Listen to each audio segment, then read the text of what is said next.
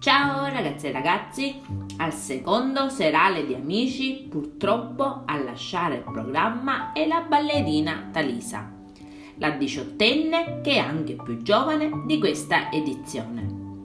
Talisa non viene salvata al televoto con Jacopo, che si aggiudica la maglia per la terza puntata del serale. Ma prima di abbandonare lo studio riceve anche il premio Marlù del valore di 6.000 euro per il suo talento e passione per la danza. Ma la sua passione va anche oltre. Dopo la sua eliminazione è il momento anche di salutare tutti i compagni della scuola e in particolare il suo Javier. Javier e Talisa si baciano e si abbracciano ed emozionati spunta anche qualche lacrima.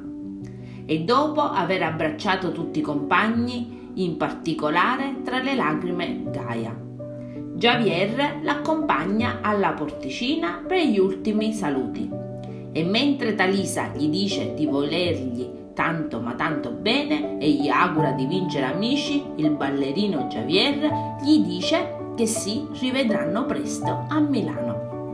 Che dire ragazzi, se son rose fioriranno. Commentate pure, io adesso vi saluto e vi aspetto al prossimo video. Bye bye!